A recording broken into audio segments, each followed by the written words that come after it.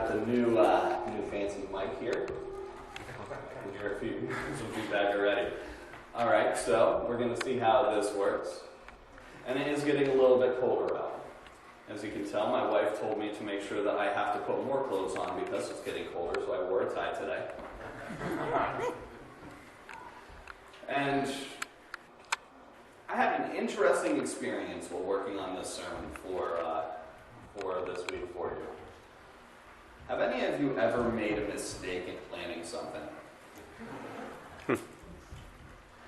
Yeah, it turns out I made that same mistake this week, but I'm going to try to make it so it doesn't affect us all too much. Normally, my half-hour sermons or so cover about a page and a half of notes, and I have roughly about 8 pages of notes today.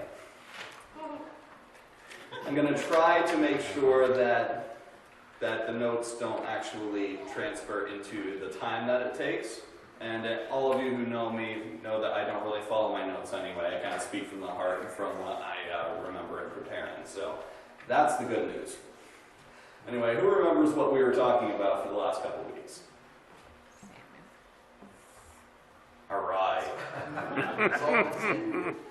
No, it's okay. I understand that. When we're in school, we learn to not raise our hands because we might get put down by others, but I promise you that we're not going to make fun of you. I'll allow you to sit in your chair and just completely, perfectly remember everything that we talked about. So as I continue on here, I don't even have these in the right order. That's beautiful. There we go. We're going to start off in the book of 1 Samuel, I believe in chapter 16 today. So, have we ever been depressed? Ever been downtrodden? Felt like life has really beat you down? That something that you really had high hopes for just kind of fell to pieces? The same thing happened to Samuel. As we talked about last time, Saul started proving over and over and over again how he was no longer worthy to be king. That he kept turning himself away from God. That he kept getting these orders from God and saying, you know what, I think I have a better way. And then God said, you are no longer worthy to be my king. Now, if we remember right, Samuel was the one who anointed Saul, was he not? So he started getting a little depressed. He started mourning for Saul because of the man that he could have been and the man that he chose not to be. But God is our Father, is he not? I remember falling into a depression like this once. It was right after my first girlfriend dumped me. I was maybe about 13 at the time, 14 years old maybe. And I was laying in my bed and crying in my Cheerios, and I was not doing anything and was no good to anyone. Until my dad walked into my room, drugged me out of bed, and said, you have work to do, get going. And I found that moving and doing what I was supposed to be doing actually helped make me feel better. And that's the same thing that God does to Samuel. Too many S names. He says, how long are you going to mourn for Saul? Get your flask of oil and get going. I told you I found somebody else. So God gives him a swift kick out the door, a swift kick in the pants. Now I know that at least I have needed a swift kick in the pants on multiple occasions for having someone telling me, you need to stop doing this and do what you're supposed to do. And that's what God did. So Samuel decided to go and do what God told him to do. He went out and he found the guy that God had chosen, the man who God says was a man after his own heart. Now you have to imagine, what kind of man would God say is a man after his own heart? What kind of man? What would he have to do? What would he have to think to be considered a man after God's own heart?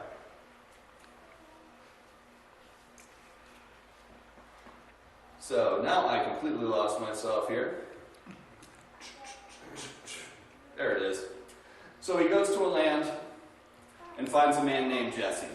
Now Jesse has 8 sons. And Samuel went through the first 7 of them. So hey, you know what? This isn't the guy that God wanted. I would choose him, but that's not the one God wanted. And then the next one came through and the same thing. And the next one came through and the same thing. And the next one came through and it was the same thing. Until he finally came to David, the youngest son, who was sitting out in a field just watching his sheep. And he was the one that Samuel ended up anointing as the new king. Once this happened, something interesting happened to Saul. The Spirit of God left him. And he was indwelt by an evil spirit, one that tormented him. One of his servants at the time said, you know what, Saul? I believe that if you heard the right music, it would make you feel so much better. Now, has music ever made us feel in a certain way? I mean, we might have different types of music that we like to listen to at different points in time. If I'm looking to study, say, the Bible to get ready for one of these sermons, I might listen to a certain type of music to put me in the right frame of mind. Something that would help me stay calm, something that would help me stay focused. If I'm going to go and work out, I might listen to a different type of music because of the way it moves the soul. So they were telling Saul, if you find someone who can maybe play a lyre,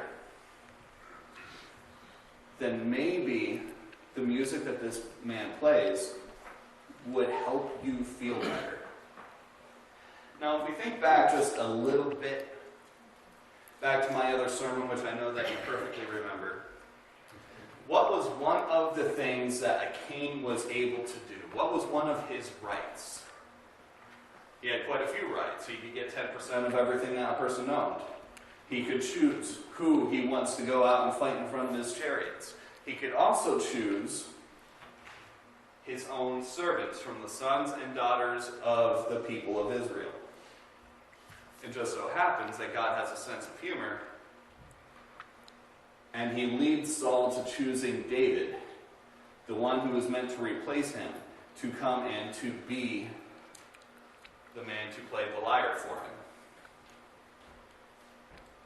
So he chose his own replacement. As we move forward into the next chapter, chapter 17, most of us have heard this story. Story of David and Goliath, right? And when you picture the story of David and Goliath, and you picture those children's story pictures in your head, what do you see? Yeah, you see the giant, you see the boy with the sling, and it's usually a young boy, right? Well, this is something that I found very interesting, because we can pick out that maybe David wasn't as young as we thought he was. As we look into a few things, and you can turn to them if you would like, but let's first turn to Numbers chapter 1, verses 1 through 3. And this is a census set by Moses. And the Lord spoke to Moses in the tent of meeting in the desert of Sinai on the first day of the second month of the second year after the Israelites came into Egypt. He said, take a census of the whole Israelite community by the clans and families, listing every man by name, one by one. And you, Aaron, are to count according to the divisions of all the men who are 20 years old or more and able to serve in the army. So for someone to be able to fight in the army, how old do they need to be? 20. Now if we turn back to 1 Samuel chapter 16, the servant that said, hey, Saul, why don't you choose this man because he's a good lyre player? It's 1 Samuel 16, verse 18. One of the servants answered, I have seen a son of Jesse in Bethlehem who knows how to play the lyre. He is a brave man and a warrior, and he speaks well and is a fine-looking man, and the Lord is with him. So if he was a warrior, what's the minimum age that he would have to be? 20, before he enters into before he enters as a servant to Saul. So even though it says in the story that he was a young man full of youth and health, and we tend to think, okay, well, he must be a young boy because of those verses. If you look into the context of the other books, we find that he must have been older than we thought in most cases. It's just an interesting little point for me. So he must have been at least 20 years old at the time. And as we're going to see, there are other pieces of evidence that he was older. Such as he was put in charge of 1,000 men at one point. Now, if you were a fighting man in the military, and the king put a 15-year-old in front of you and said, this man is going to lead you, how much confidence would you have in him? Probably not a whole lot, right? It also talks about his son, Saul's son Jonathan, wow, so many names together today. How his son Jonathan put his own clothes on David.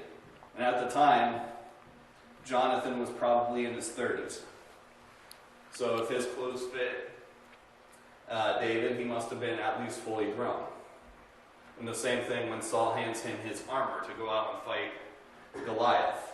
How could a 15-year-old boy wear the armor of a full-grown king if he was only a little boy? It doesn't make sense. Anyway, as I continue on, I need to find myself here. Alright, I think we're good to move on to the next chapter. Or at least the next slide. Maybe not. Alright, I see also here that David was a wise man. Have any of you ever heard a rumor before? You have all heard rumors. What's a good way to find out whether or not a rumor is true? Maybe instead of believing it right away, wouldn't it be a good idea to go and start asking separate sources about the information and see if the information coincides? One of the things that David was interested in when he went to the battlefield, when he saw Goliath out there taunting the Israelites, he went up to one of the soldiers and said, "What is the king going to give someone who defeats him?" The first guy said, well, he's going to give him a lot of wealth. He's going to allow him to marry one of his daughters, and he's going to give the family tax exemption. Sounds pretty good, right? But men talk. So he went to another man, someone completely separate, and asked him the same thing. And he got the same information. So he wanted to make sure that he got good information before he made any kind of move. Now this is interesting that David was asking about the rewards for doing this task. He wasn't afraid of this man who was like 9 feet tall. He wasn't afraid of this man that has been a warrior his whole life. He just wanted to know what was going to happen if he was able to beat him. But he wasn't fighting for the reward. He just wanted to know what was going to happen afterwards. It talks about here what he is most interested in is putting a stop to the man who is dishonoring God's army. The man who is putting down the army of the living God. That is what he wants to remedy. And that's what he goes to remedy. And you find that out a little bit later as we are going to continue here, that he actually turns down the reward. He wanted to know if there was a reward, but he decided that something else is more important than receiving it. Alright, now I think I can go on to the next chapter. So we all know the children's story. We all know that David goes out and uses his sling with a single stone and kills Goliath. And he takes his head, and he brings that head back to Saul. Saul is so impressed that he immediately gives him a high ranking in the army. And says, you know what? here you go, and starts sending him out on military expeditions. And David is so successful that people began to sing about him. All right, our Bible scholars, do you know what was being sung about David? Saul slain his thousands and David his 10,000. Very good. See, we do have a few people out there. It's amazing. Thank you. I know the rest of you were just singing the tune in your head, and it was great. But Saul slayed his thousands and David his tens of thousands.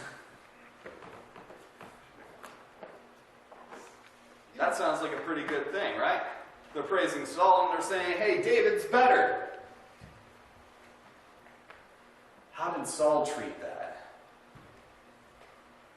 He got pretty jealous. He got angry. So one day when David was in the throne room, singing and playing his lyre to try to calm whatever it was that was tormenting Saul, Saul got it in his head that I'm going to pin him to the wall with my spear. He throws and misses.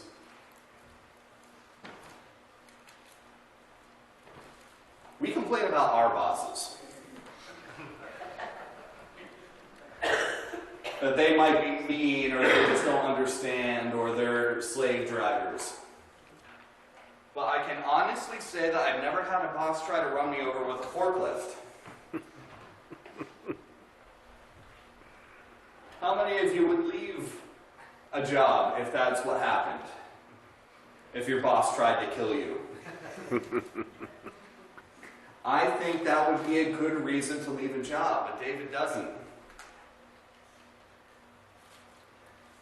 He continues in Saul's service. Saul sends him away again. Sends him away to war. And David is so successful there that he actually starts becoming even more popular among the people.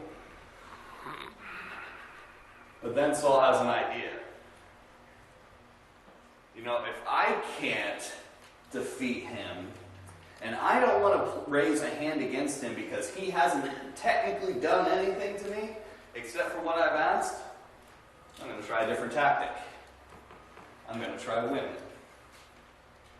And he says, David, here's my oldest daughter. I want you to marry her. But David turns her down. David turns down the daughter of the king, the chance to become the king's son-in-law. Sounds like a pretty nice position, if you ask me. There's probably a few perks that go along with it. But David turns it down because he feels like he is not worthy to be the son-in-law of the king. So Saul sends him away to war again, thinking if I can't beat him, I will let the Philistines do it for me. But do the Philistines take out David? It seems like at every turn, Saul, who has the hand of God taken from him, is meeting with failure when it comes to trying to overcome David. Because who has the hand of God with them now? David does. And I believe most of us have heard, if God is with me, who can be against me? That not even a king of one of the most powerful nations in the ancient world could do anything to stop the man that God was with.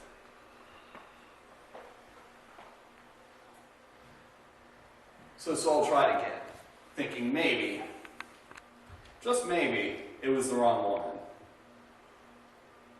I have a younger daughter who's kind of in love with David over here, so let's see if I can hook them up.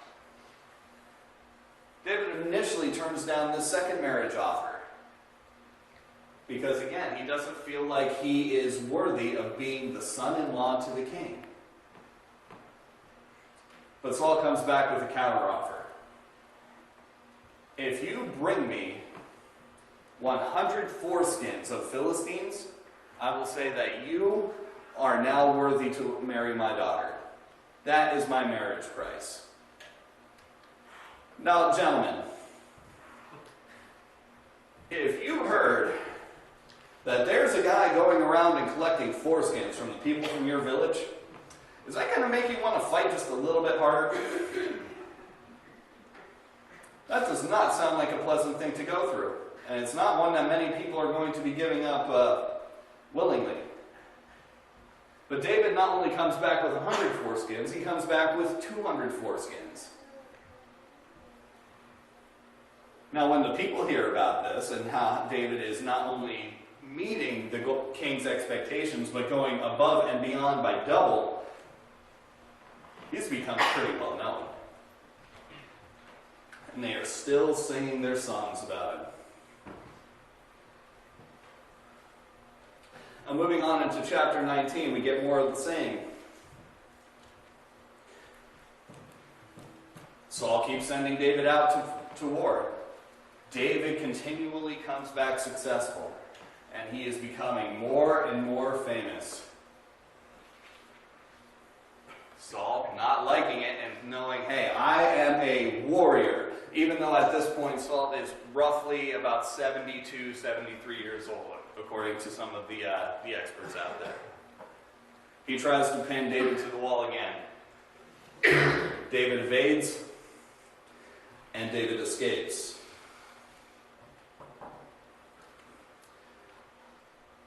And again, then his friend Jonathan, King Saul's son, steps in to try to protect him.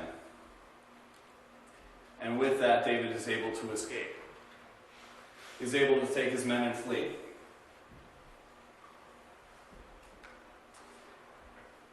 Jonathan tries interceding for David, saying that my dad is a godly man. He would not be going out and trying to kill somebody who has not done anything wrong to you. Let me go and talk to him. I'm sure that we can work something out to where he's not going to try to kill you anymore. Because we know that, he's a good boss. He's only going to try to kill you twice. So Jonathan goes back and he talks to his dad about these things. And Saul promises him, look, I am not going to hurt him. Instead, he orders his men to go and kill David. David is once again able to escape. This time with the help of his wife, Saul's daughter. She allows him to run and makes up this nice little, almost like a middle school ruse to trick your parents into thinking that you're in bed. Just stuff the bed with the covers and put a piece of goat's hair at the top to make the people there think that, oh, David's here, he's just sick. You need to wait to kill him until after he feels better. Somehow it works. And David was able to escape. Eventually Saul found out about it.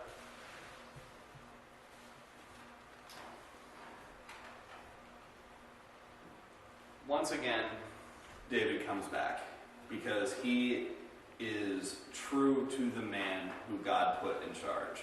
He considers Saul is king, God's anointed. And until God removes him, I am going to treat him as such. So one final time, Jonathan tries to intercede and finds out that Saul is going to kill him anyway. So Jonathan helps him escape. Now we get to David's flight.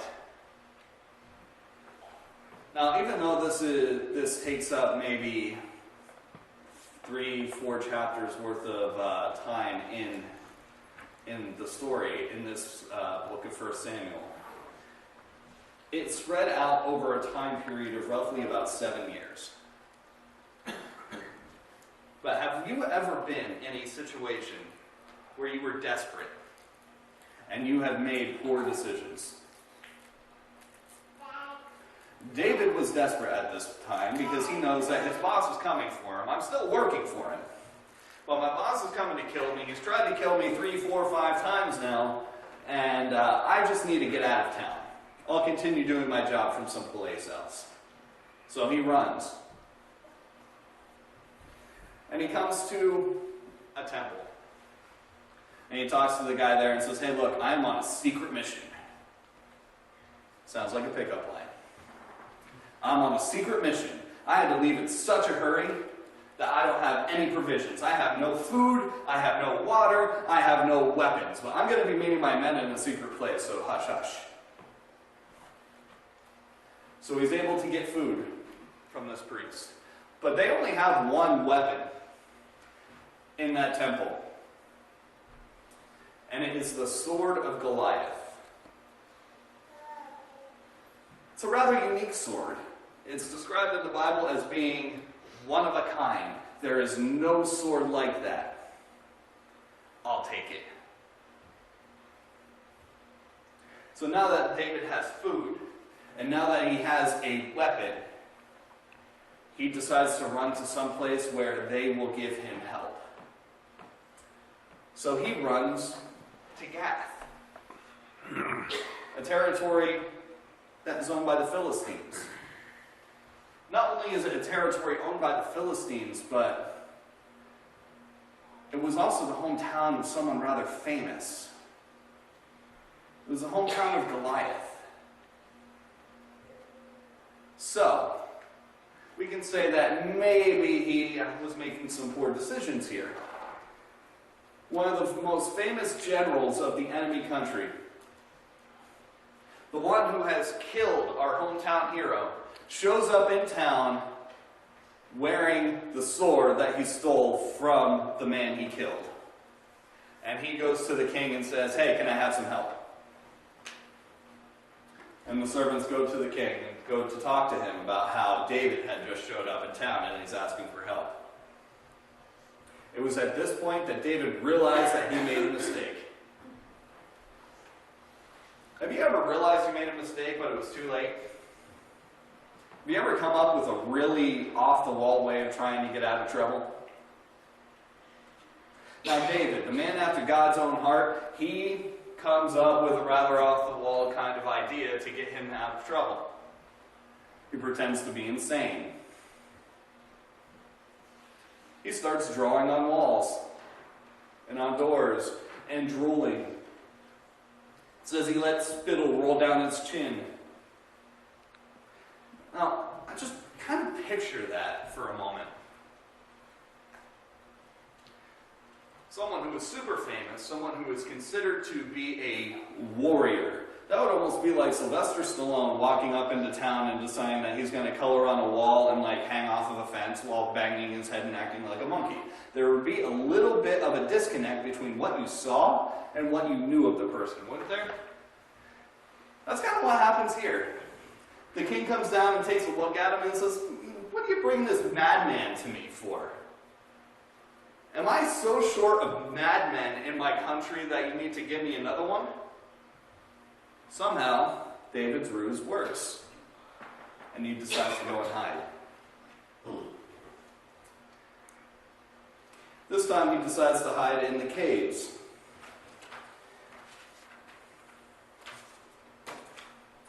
Behind Gath. Looks like I'm working pretty well here. This would be like 45 minutes into one of my normal sermons according to my notes. I don't think David was real good at hiding though, because his father and his brothers heard about where he was and they went to find him. And you know who else found him? Anyone who was poor, who was destitute, or was put out by the government, just showed up at his cave. He ended up with 400 people that wound up in that same cave that he was hiding in. Now that's probably not showing the best stealth technique out there. If 400 men can find you in a rather short period of time. Meanwhile, while David was hiding and somehow collecting the downtrodden to become part of his little band of merry men, if you will, Saul started finding out about the people who were helping David. And being that Saul is a very reasonable man, he started killing them off. That'd be another reason for David to look for another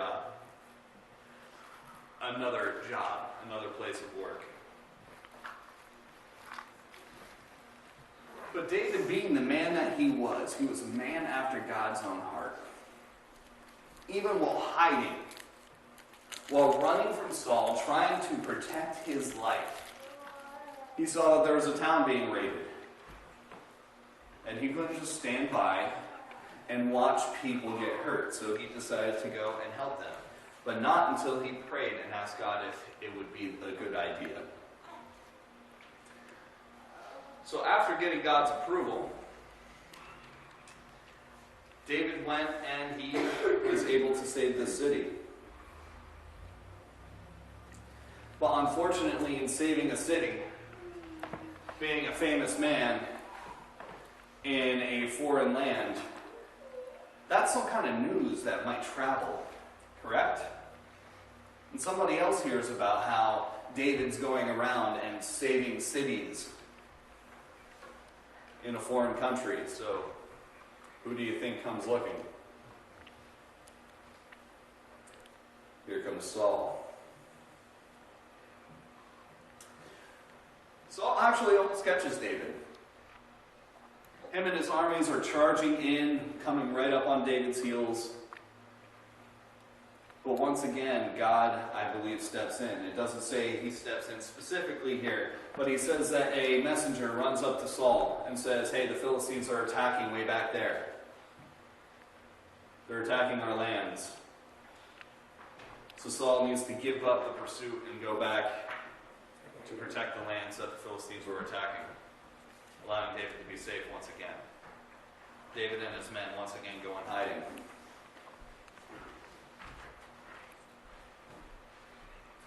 Eventually, Saul does decide to resume his pursuit.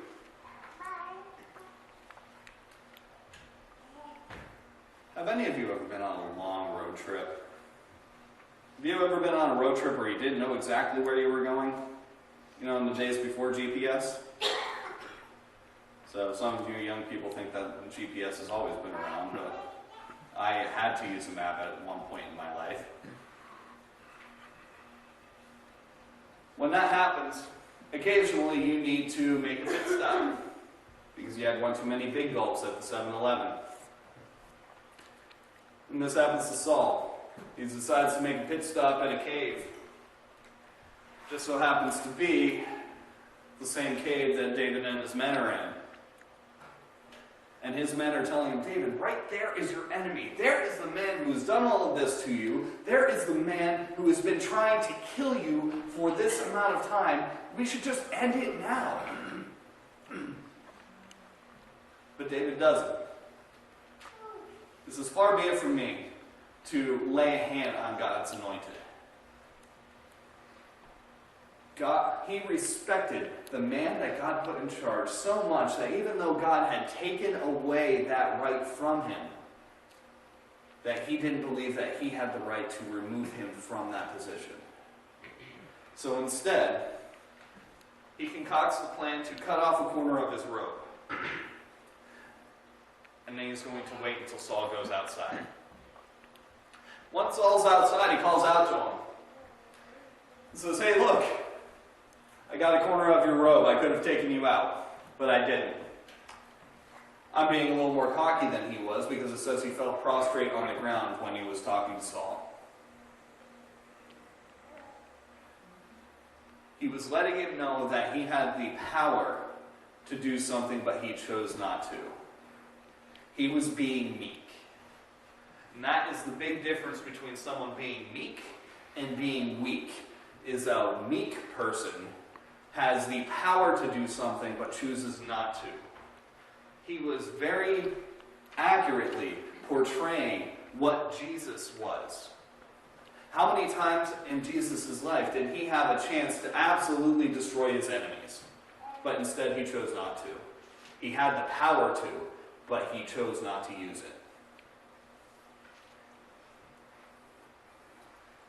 That is part of what I believe it means to be a man after God's own heart.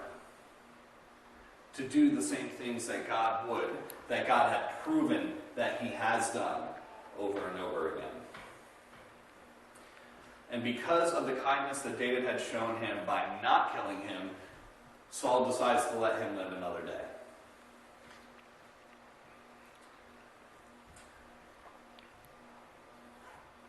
And it happens again and again.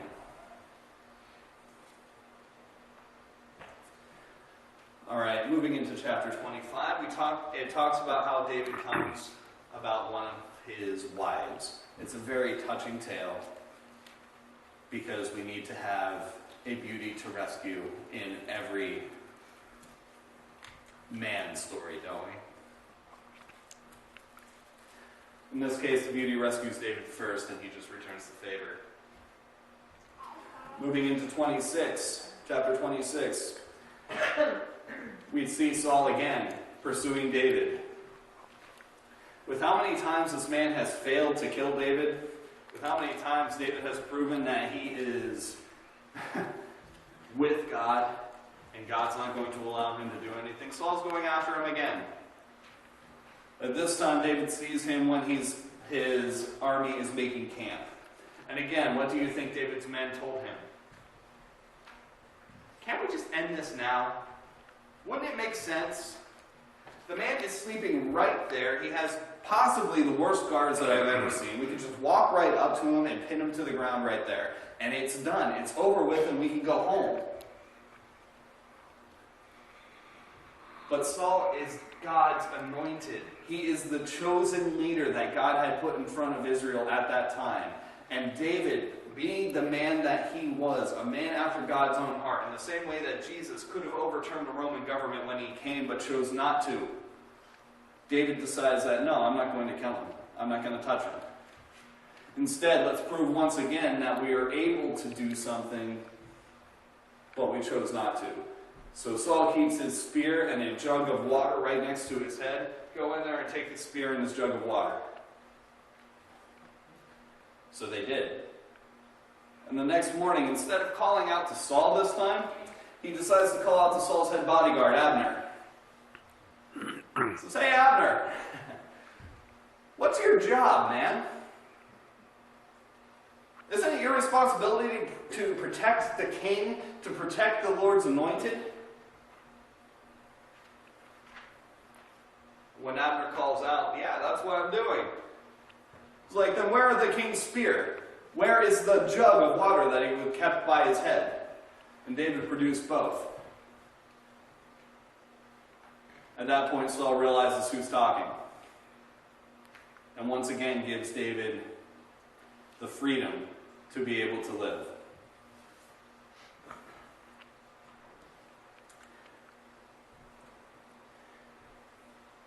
Now, David, talking to his men, realized at this point, David was a man after God's own heart, but it looks like he was a bit of a slow learner. That as long as I remain in Israel, Saul's going to chase me to the ends of the earth until he kills me. So he decided to leave the country. He goes into the land of the Philistines and actually seeks out asylum with the Philistine king. And he's given a place to stay. Over the time that he spends there, he gains the favor of the Philistine king to the point where he appoints David his personal bodyguard for life. That's a pretty nice position to be in, isn't it? But don't we see that over and over again throughout the Bible? To where God will raise somebody up to be able to take a position of power even though they don't technically deserve it. We found that with a man that had a really colorful coat, didn't we? Brothers sold him into slavery, and they ended up rising to a point of power to where he was second only to Pharaoh in Egypt. We see it again and again. That regardless of where you are, if you have God's hand upon you, you are going to find success. And he continues to live there for a while. But are there good relations between Israel and the Philistines at this point in history? No. The Philistines are constantly attacking the Israelites, and the Israelites are almost constantly beating them back, except for when God decides to lead the Israelites for not following him correctly. And then the Philistines take over for a while. The same thing happens again. Saul is going to war, and it says in the text that he sees the Philistine army, and he becomes afraid. And I started thinking about this a little bit, and I'm just kind of pulling this out of my own head. But I was thinking, with all of the battles that this man has fought and won against the Philistines, why is it this battle that he becomes terrified? But then I thought about who would they have with their army? Who would they have waving their banners along with the Philistines? But the one man that has been overtaking Saul over and over and over again. Next to the king, they would have David and his bannermen. The one that Saul knows that God is with when he is not with him. That would be terrifying. It goes on to talk about how Saul continued to try to pray, how he continued to try to seek God's advice, but God was no longer answering him. So he went to get advice from the one man who always spoke straight with him, Samuel. But Samuel was dead, so he had to go and pursue other methods. It says he found the Witch of Endor. We're not talking about the Star Wars planet. So there were no little Wookiees or Ewoks running around to tell him things. He went and found a witch to try to bring up the spirit of Saul. And how happy do you think, Samuel. And how happy do you think Samuel's spirit was to be brought up by a witch, which was supposed to have been kind of run out of the country? I would say probably not too happy, considering he has some rather stiff words to give to Saul at this point. That God is no longer with you, that he is going to give you into the hands of your enemies, and there's nothing that you can do about it.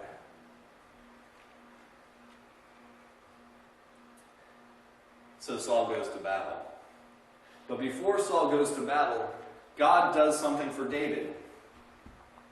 At this point in time, David is the bodyguard of the king of the Philistines. So if they're going into a battle, who would David be raising his hand against? He'd be raising his hand against Saul. But throughout his entire life here, he was doing everything possible to not raise a hand against Saul. So God put it into the men of the Philistines, put it into their heads, that, hey, this guy is the officer of the man that we're going to fight. He has done so much for those people, it's ridiculous. And you want him to fight alongside of us? So the king of the Philistines says, hey, look, I trust him with my life, but if it's going to upset you, I'm going to send him away. So he sends David away from the battle. And the Philistines win anyway. They win so well, actually, that it says that Saul, along with his 3 sons, didn't make it through. His 3 sons were killed outright. Saul himself was critically injured by an archer. And as he was sitting there talking with his armor bearer, who was like the only other person with him at the time, and said, please, just run me through. Kill me now because I'm afraid of what they're going to do to me. So a common theme that Saul has had through his entire life from the time he stepped away from God was fear. He was afraid of what these people would do to him, so he asked to be killed. And when his armor bearer, also trusting in that this is God's anointed, I don't want to lay a hand against him, refused, Saul fell on his own sword. thus ending the reign of Saul and making the way for the new King David. Now, David becomes king in 2 Samuel. And since it took me 3 weeks to get to this point, I don't think you want me preaching for another period of 3 weeks to be able to get through the second part of Samuel. But there is a way that you can find out about what happens. And at least in our church, it's covered in a blue cover.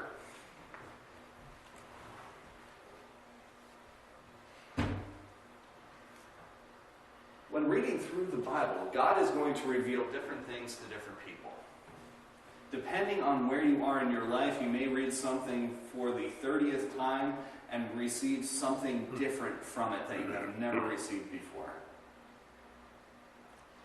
This is the way that God is speaking to us now, through the words that He left behind. Now, all I've done for the past 3 times I've been up here is taking some time to share my thoughts of one of my studies as I was going through, and trying to give some practical steps that we might be able to take from the text as I see them. But again, I am only a mouthpiece. I come up here, I can talk about this all that I want, and it might reach some of you in a way that you might not have thought. But if you read the same text in the same way that I did, you're going to get something completely different out of it. Now, if you are somebody who has trouble with reading, or you have trouble focusing on something reading, let me know, and I can show you a way that we can get either an app on your phone, a program, CDs or cassettes, some way for you to be able to listen to what's going on in here so you can have your own studies. I also encourage you that if you are going to be going through and reading a part of this, or studying a part of it, listening to a part of it, that you find somebody that you can discuss it with. How would it change our culture in here if opening up this book was an everyday occurrence, and at least once a week we ended up making this part of our conversation about what we have read, what we have learned? How would it change our communities if this was part of daily conversation with everyone about what we have read?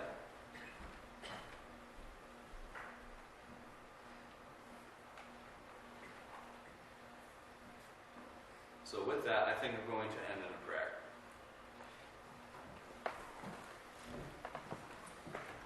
So dear Father, I pray that my words today have been your words. I pray that something I have said has affected somebody in a positive way. I ask that as we go through this week, that you give us the desire to open your book, to read what you have done and to read what you have said and have it affect us in a way that will allow us to implement them in our daily lives.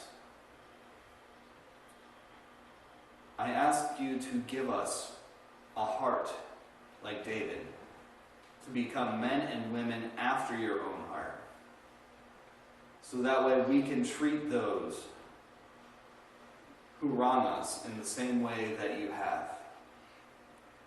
That we can take hard situations and make the right decision regardless of fear or the consequences. I ask that you help us learn just as much from the mistakes of the past as we do of the successes. And I pray that you lead us all to be successful in how you would have us be successful. I pray these things in Jesus' name. Amen. Please stand and turn to hymn 437. 437.